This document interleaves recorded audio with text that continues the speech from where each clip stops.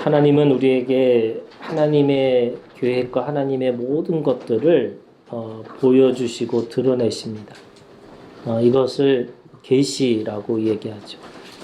하나님이 드러내시는 것을 통해서 우리는 알 수가 있습니다. 그런데 하나님 편에서는 그것이 계시이지만 사람의 편에서는 알고 모르는 겁니다. 계시를 보여줬음에도 불구하고 알 수도 있고 모를 수도 있다. 오늘 말씀에 보면 갈라디아서 4장 8절에 그때는 하나님을 알지 못했다 이렇게 얘기하고 있습니다. 그러면서 9절에 이제는 너희가 하나님을 알 뿐 아니라 이렇게 얘기하고 있습니다. 그래서 하나님을 아느냐 알지 못하느냐, 성장하고 성숙의 기준점이 뭐냐면요, 하나님을 알고 하나님을 모르는 겁니다. 하나님을 알면 그렇게 살 수가 없습니다. 아는 것만큼 보이고 아는 것만큼 살 수 있기 때문에 그렇습니다. 히브리적인 관점에서는 안다라는 말은 성육신이라고 할 수 있습니다.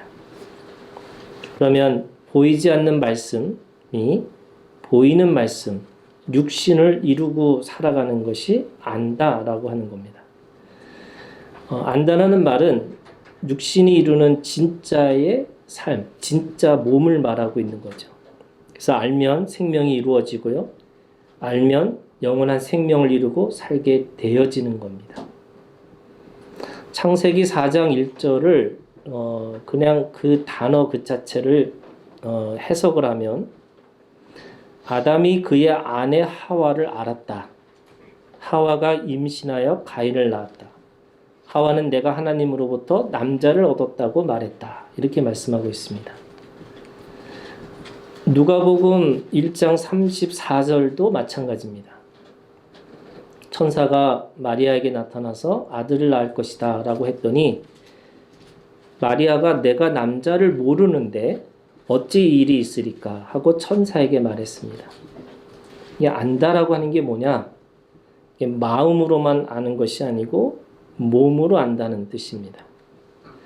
몸으로 알아야지 진짜 알게 되는 것이죠. 은혜도 믿음도 성장도 우리가 안다면 우리가 그렇게 말할 수 없고 그렇게 행동할 수 없습니다. 하나님을 알지 못하는 자들의 모습이 무엇일까?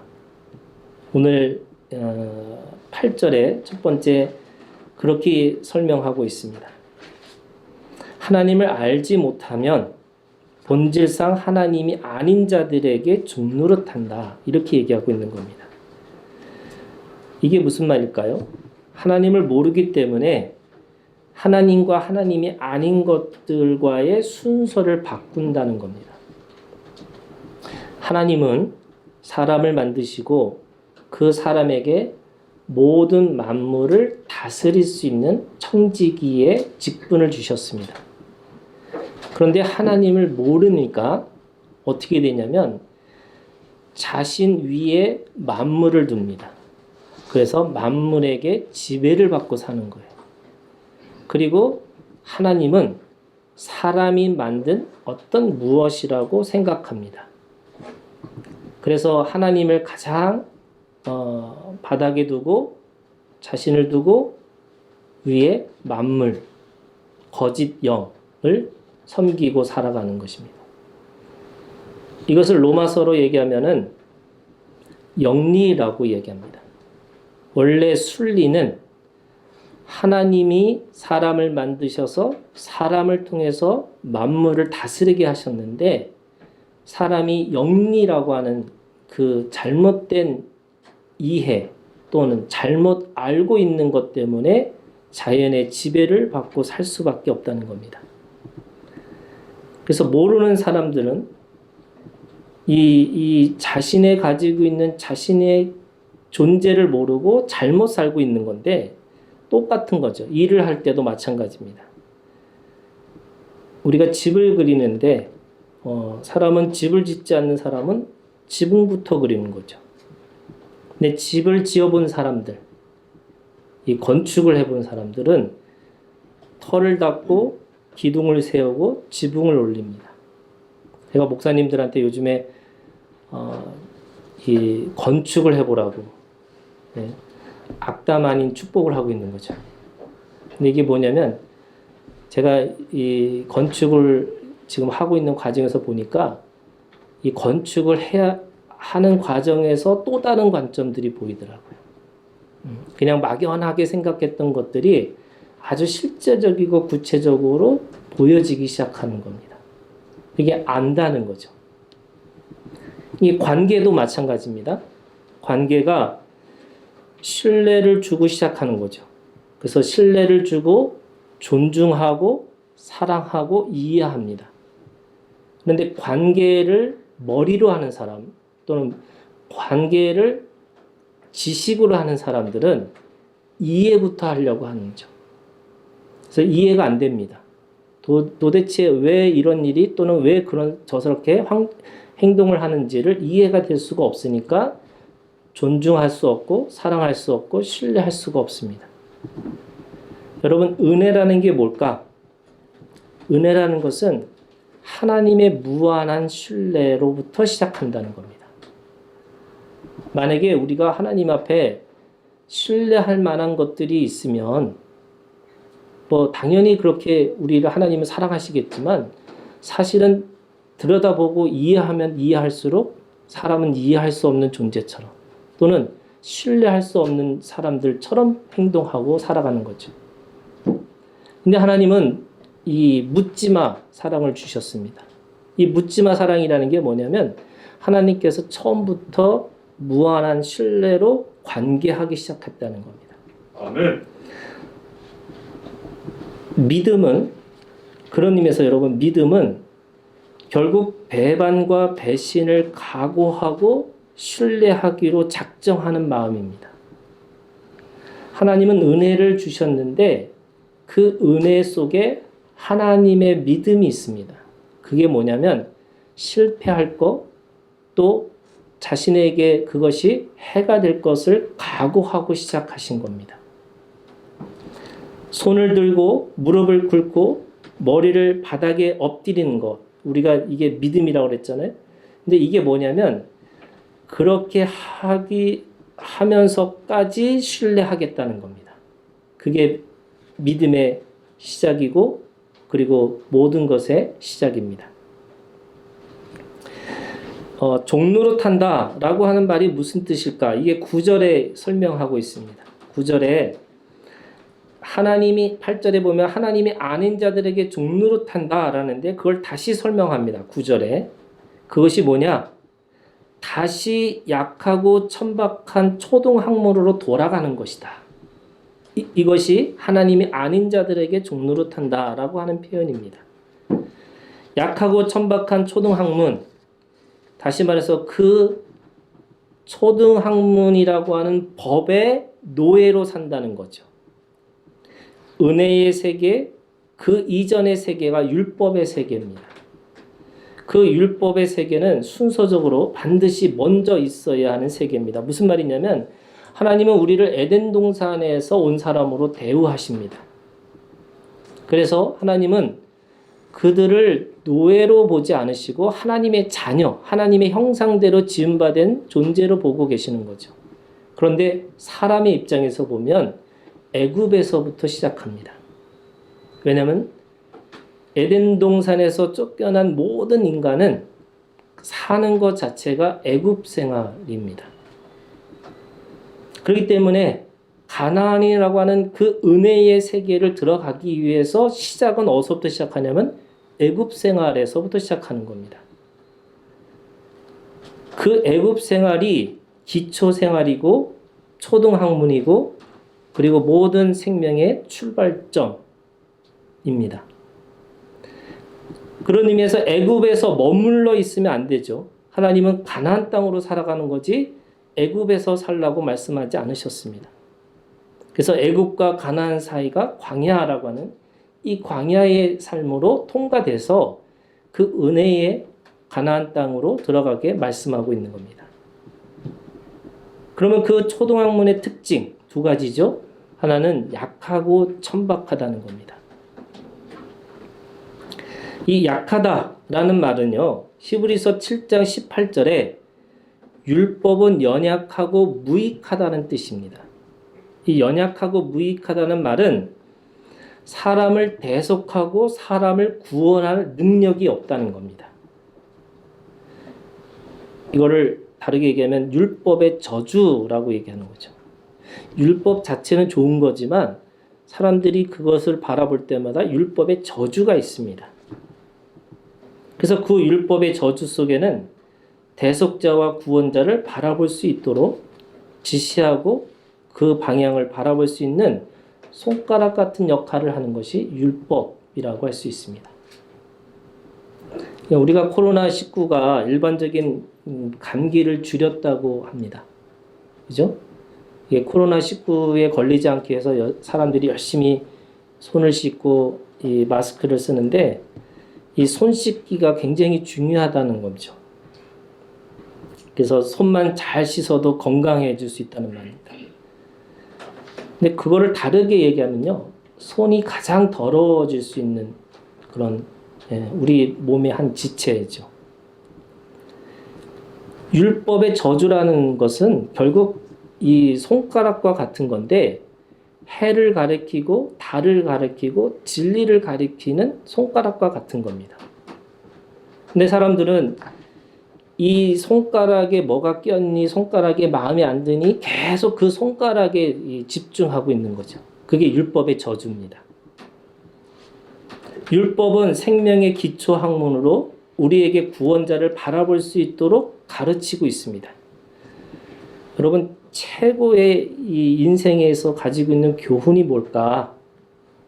최고로 열심히 사는 사람들에게 주는 하나님의 선물이 뭐냐면요, 이해되지 않고 설명되지 않는 운명 앞에서 아무것도 할 수 없는 무기력과 상실감과 공허감을 직면하게 되는 나를 만나는 겁니다. 저는 이것이 하나님이 우리에게 주시는 이 율법의 저주 아래서 받을 수 있는 최고의 가르침, 최고의 선물이라고 믿습니다. 여러분, 이게 축복입니다. 사방의 막힘을 통해서 비로소 우리는 하늘을 보고 구원자를 보고 영원한 나라를 소망할 수 있습니다. 우리는 약한 질그릇 같은 존재라고 말씀하고 있죠. 이 질그릇이라는 게 깨지고 부서지고 연약한 존재입니다. 약하다는 말은 그렇기 때문에 이 초등학문이라는 이 율법의 저주가 흙과 같은 땅의 요소들을 담고 있습니다. 창세기 12장에 아브라함에게 말씀하고 있습니다. 고향집과 친척과 아비집을 떠나라고. 이게 땅의 요소들입니다. 인정, 사정, 물정이라는 그 땅의 관계 안에서 이거죠. 이러지도 못하고 저러지도 못하는 그런 엉거주춤이라고 하는 이 관계 안에서 계속 아무것도 할 수 없는 연약함이라는 것이 있습니다. 그것이 초등학문에 가지고 있는 특징입니다. 두 번째는요, 천박하다는 원어의 의미가, 이 천박하다는 말은 궁핍하다라는 뜻입니다. 이것을 다르게 표현하면 히브리서 10장 1절에 율법은 그림자일 뿐이고 참 형상이 아니라는 뜻입니다. 이 율법이 뭐냐면 그림자예요. 여러분, 그림자라는 게 뭐냐면 어떤 때는 길고 어떤 때는 짧습니다. 사람들이 그게 길어질 때 이게 커졌구나, 짧으면 짧구나 이렇게 생각하지 않습니다. 왜냐하면 그림자이기 때문에. 그것은 실체가 아닙니다. 그런데 여러분, 본체는 변함이 없는 거죠. 그대로 있습니다. 회전하는 그림자조차 없는 것입니다. 이 율법의 저주라는 것이 결국 율법의 정신이 아니에요. 무슨 말이냐면 613가지 구약의 성경을 다 조사를 해갖고 하라와 하지 말라를 순서를 나열을 해보니까 613가지입니다. 이걸 지키느냐 마느냐, 이게 손가락이라고 그랬잖아요. 계속 그거 지키느냐 마느냐를 따지고 살아가는 인생이 아니고 그걸 통해서 결국 자신의 연약함, 자신의 할 수 없음을 경험해야 되는데 계속 생명의 본질은 보지 못하고 계속 그 율법의 저주 아래서 죽을 수밖에 없습니다. 그래서 궁핍합니다. 사람은 궁핍한 거죠. 여러분, 가난한 자는 복이 있다. 천국이 저희 것이라고 하는 생명의 지식을 우리가 알고 있습니다. 궁핍이 부족함이 이 몸으로 우리가 배워서 아는 자들이 뭘까? 오늘 10절에 있는 말씀에 보면 그 약하고 천박한 초동학문을 살아가는 사람들의 10절에 있는 말씀입니다. 뭐라고 그러냐면 너희가 날과 달과 절기와 해를 삼가 지키니. 이게 날이 있어요. 금식일입니다. 유대인들에게는. 그래도 안식일이죠. 달이 있습니다. 월삭, 매월 지키는 월삭이 있고요. 그리고 그 달의 운행에 따라서 아비월이 될 수도 있고 그들의 달력이 있습니다. 절기가 있죠. 3대 절기입니다. 유월절, 그리고 오순절, 장막절이 있습니다. 해는요, 그 날을 지나서 안식년이 있고 그 안식년에 희년이 있습니다. 이게 뭐냐? 날과 달과 절기와 해라는 것이 결국 이게 뭐냐면 시간들입니다. 그들은 거기 그 시간 속에서 매여 있습니다. 이 시간에 매여 있다. 이게 뭐냐면요, 여러분, 순서가 있다는 거예요. 순서. 날을 지키고 달을 지키고 절기를 지키고 해를 지킨다라는 것이 결국 그 시간의 순서 안에 살고 있다는 겁니다. 우리가 절대로 앞설 수 있는 게 없는 게 뭐냐면 결국 나이잖아요. 그죠? 나이라는 것은 내가 10살 먹으면 여러분들도 10살 먹으시는 거니까 이거 죽었다 깨도 쫓아갈 수가 없는 거죠. 이 시간에 매여 있는 겁니다. 물론 아이와 청년과 장년과 노년의 지혜가 있습니다. 하나님이 그 사람들에게 또 그 시간을 다 몸으로 경험하면서 겪어지는 지혜들이 있습니다. 이 지혜를 무시하라는 게 아니고 문제는 뭐냐면 그 시간이라고 하는 이 율법의 저주예요. 이 시간에 매여서 아무것도 할 수 없는, 그래서 그것에 매여서 꼼짝달싹 할 수 없는 그런 인생들이 있다는 겁니다. 우리가 이 세상의 논리는 그런 거예요, 여러분. 지도자는 시간을 정해서 사는 것이 아니라 시간을 자기가 만들어서 자기가 정해서 살아가는 사람들이라고 얘기합니다. 근데 하물며 그리스도인들은 시간 속에서 깨어서 시간을 사용하고 살아온 사람들이고 죽음을 향해서 가는 시간들이 아니라 그 죽음의 시간 속에서 영원한 시간으로 살아가는 사람들이라고 얘기하고 있는 겁니다. 그래서 시간의 저주가 아니고요, 여러분, 시간의 축복으로 살으려고 하고 있는 거예요. 여러분, 오늘을 살아가시는, 지금을 살아가는 우리들이 하나님 앞에서 영원한 시간의 축복이 있기를 주님의 이름으로 축복합니다. 아멘. 이 믿음을 가지고 있으셔야 돼요. 그런데 날과 달과 절기와 해를 통해서 계속 그 안에서 매여 살아가는 거예요.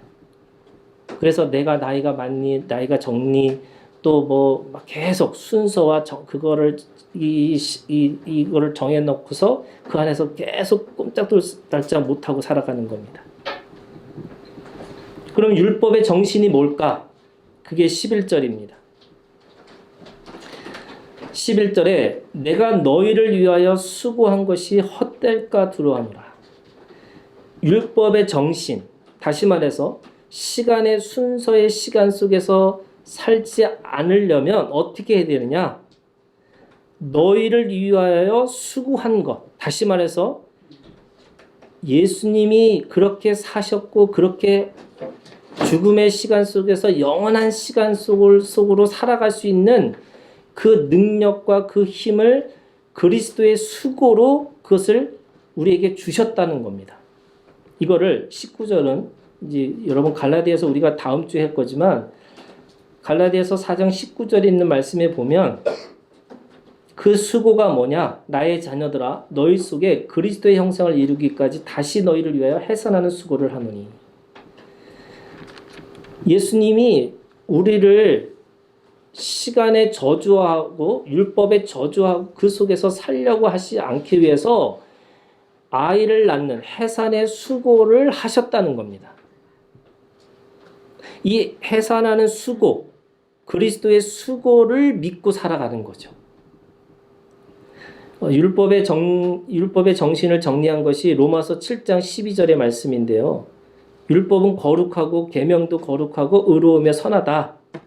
그럼 모세 율법의 정신도 마찬가지죠. 여러분, 율법을 지켜야 돼요, 말아야 돼요? 지켜야 됩니다. 그런데 모세의 율법에, 다시 말해서 그걸 율법의 저주라고 그래요. 율법의 저주로 믿는 게 아니죠. 뭘로 믿냐? 율법의 정신으로 믿는 겁니다. 근데 그 율법의 정신이 뭐냐면 수고예요, 수고. 그 율법의 수고로 내가 경험하고 율법의 수고를 내가 알지 못하면 여전히 우리는 시간에 매여서 시간에 이 자신의 그것을 아무것도 할 수 없는 삶으로 살 수밖에 없다는 겁니다. 하나님은 우리한테 율법이라는 약을 주셨는데 그 약이 지나치면 독이 되는 겁니다. 생명을 살리는 빛인데 그 생명을 말라 죽게 합니다. 물인데 그 물이 지나치니까 흙탕물인 홍수가 되는 겁니다. 마실 수 없는 물이 되는 거죠. 죽이는 율법이 아니라 살리는 율법, 이게 예수 그리스도의 수고를 깨달아야 되는 겁니다. 그 수고가 무엇일까? 오늘 여러분 민수기 14장을 보시면 사람들이 가나안을 앞에 두고 하나님 앞에 원망하고 하나님 앞에 지금 불평을 드러놓습니다. 민수기 14장, 이 하나님을 향한 이스라엘의 멸시가 있습니다. 이 멸시라는 게 여러분 구약에서는 믿음 없음이라는 게 결국 불신이라는 게 뭐냐면 하나님을 멸시하는 겁니다.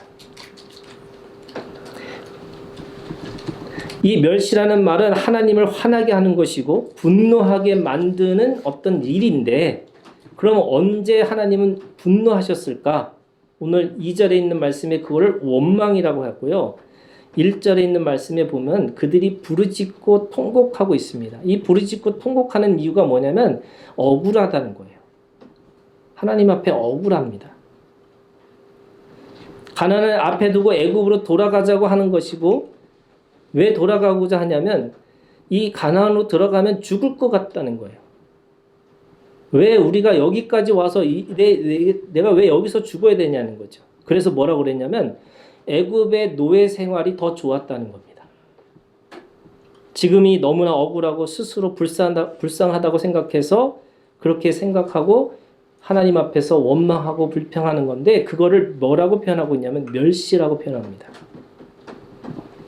원망은 신뢰하지 않는 마음 때문에 오는 현실의 부정이죠. 여러분, 현실이 다 불만이고 불평입니다. 그래서 부정하고 싶어요. 그것이 원망입니다. 그러니까 다시 돌아가고 싶다고 얘기합니다. 애굽은 다시 약하고 천박한 초등학문으로 돌아가는 일과 똑같은 거죠. 우리가 가나안의 앞에 두고서 가나안으로 들어가야 되는 건데 다시 약하고 천박한 초등학문으로 돌아간다는 게 뭐냐? 다시 애굽 생활에 노예 생활로 돌아가겠다는 것과 같습니다. 근데 멸시한다는 말이 무슨 뜻이냐면 첫 번째 여러분, 믿지 않는다는 뜻입니다. 예수 그리스도가 우리의 과거의 죄, 현재의 죄, 미래의 죄를 다 짊어지고 담당하셨습니다. 근데 우리는 더 이상 우리의 죄를 위해서 살 필요가 없어요. 왜? 우리는 율법의 저주 아래서 죽음을 향해서 가는 인생들이 아니기 때문에 그렇습니다. 그러면 죄의 노예가 아니죠. 애굽의 바로가 우리 삶의 주인이 아닙니다. 애굽의 삶이라는 노예 생활이 나의 체질이 아닙니다. 근데 문제는 뭐예요? 안 믿습니다. 그래서 어떻게 보면 죽어도 안 믿습니다. 이게 좀 표현이 그렇지만 죽을 때까지 안 믿는 거죠. 그 죽을 때까지 안 믿는다는 말이 두 번째, 멸시한다는 말은 이게 망상한다는 뜻입니다. 여러분, 원래 노예 생활이 죽을 맛이에요. 애굽에서 고된 노동과 착취와 고통에 울부짖음이 있었다고 얘기해요. 그래서 모세를 부르신 거거든요. 그게 400년 역사 이상의 역사였습니다. 그런데 그들은 이게 죽기보다 못한 또는 죽지 못해서 내가 이거를 도저히 안 믿겠다고 결정하고 나니까 뭐가 나타나냐면 망상이 나타납니다. 그게 오늘 이 민수기 14장의 말씀과 똑같은 출애굽기 16장 3절에 있는 말씀이 있습니다. 여러분 출애굽기 16장 3절에 있는 말씀에 보면 이들이 뭐라고 말하냐면 이스라엘 자손이 그들에게 이르되 우리가 애굽 땅에서 고깃가마 곁에 앉아 있던 때와 떡을 배불리 먹던 때에 여호와의 손에 죽었더라면 좋았을 것을 너희가 이 광야로 우리를 인도해내어 이 온 회중이 줄여 죽게 하는도다. 무슨 말이냐면 그때는요 고깃가마가 있었고 배불러서 이렇게 그냥 너무 잘 먹고 잘 살았다는 거예요.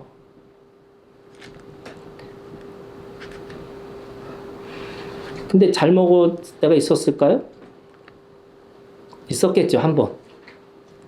그 바로가 일을 너무 잘한다고 해가지고 아마 노예들한테 뭔가 줬겠죠. 근데 그 한 번의 기억이 그 모든 노예 생활의 기억으로 착각합니다. 이게 망상이죠.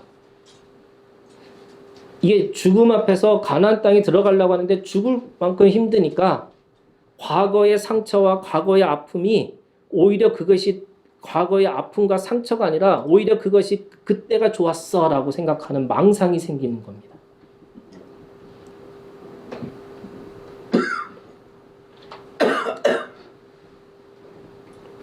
어떻게 보면 옛날에 그 어떤 이 아픈 추억 속에서도 사람들이 스스로 상상의 나래를 펼쳐서 뭔가를 또 다른 거를 만들어내려고 하고 있습니다.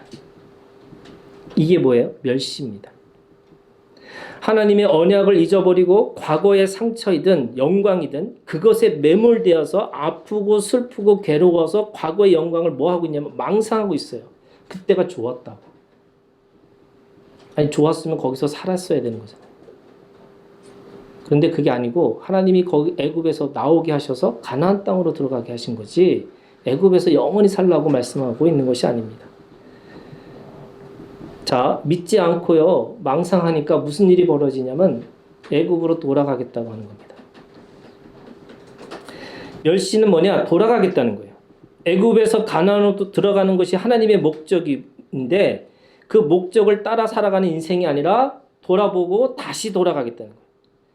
그래서 돌아가기 위해서 뭐 하냐면 지휘관을 세웁니다. 근데 이 지휘관이 누구냐면 엄밀히 따지면 내 마음의 주인인 나입니다. 내가 주님을 따라 주님의 말씀을 따라 주님의 언약을 따라 살아보니까 내가 왜 이렇게 손해보고 내가 왜 이렇게 죽을 맛으로 살아야 되는지 그래서 결국 누구를 세우냐면 내 마음에 내가 주인으로 세웁니다. 그게 지휘관입니다. 그래서 지휘관이 뭐 하기를 원해요? 원래 있었던 애굽으로 돌아가기를 결정하는 거죠. 그래서 나라는 자신의 자아를 두고 여전히 주인을 삼아서 살려고 작정을 합니다. 실제로 돌아가는 것은 여러분 다른 문제예요. 여러분 실제로 돌아갈 수 있나요? 절대 없습니다. 절대 없음에도 불구하고 지휘관을 세워서 돌아가려고 합니다. 그러니까 광야를 떠돌아다닐 수밖에 없는 운명이 되어지는 거죠. 하나님의 언약을 멸시하지 않고 끝까지 주님의 약속의 땅으로 들어가기 위해서 무엇을 해야 될까? 여러분 이게 지금 이 말씀의 주제인데요. 약하고 천박한 초등학문의 신앙에서 강하고 거룩한 예수 그리스도의 수구의 신앙으로 성장해야 되는 겁니다. 아멘. 이게 이제 여러분 잘 이해하셔야 돼요. 천박하고 약한 초등학문이지만 그거를 거쳐서 강하고 거룩한 예수 그리스도의 수고, 예수 그리스도께서 그렇게 하셨다, 그렇게 우리를 통해서 이미 그거를 만드셨다라는 믿음 안에서 살아가는 것이 성장하고 성숙해지는 겁니다. 아멘. 고린도 후서 12장 10절 그러므로 내가 그리스도를 위하여 약한 것과 능력과 궁핍과 박해와 곤고를 기뻐하노니 이는 내가 약한 그때의 강함이라.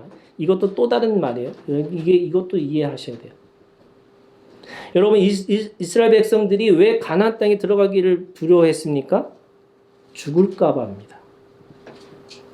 죽음 앞에서 누구나 약하고 천박할 수밖에 없습니다. 하지만 그리스도의 수고 이후는 다릅니다. 왜냐하면 우리는 그리스도와 함께 죽었어요. 이게 여러분 갈라디아서 2장 20절이에요. 그리스도와 함께 우리가 죽었습니다. 그래서 이걸 뭐라고 하냐면 우리는 죽음 이후의 삶으로 살아가는 겁니다. 그런데 뜻이 있어서 오늘 우리가 육체 가운데 지금 살고 있습니다. 이걸 뭐라고 하냐면 부활의 삶이라고 합니다. 우리는 그 부활의 삶을 지금 살아내는 거예요. 그래서 그 부활의 삶은 그리스도를 믿는 믿음의 삶으로 살아가는 건데 그 믿는 믿음이라는 게 뭐냐면 그리스도가 수고하셨다는 거예요. 그리스도께서 그 모든 것을 수고하셨습니다.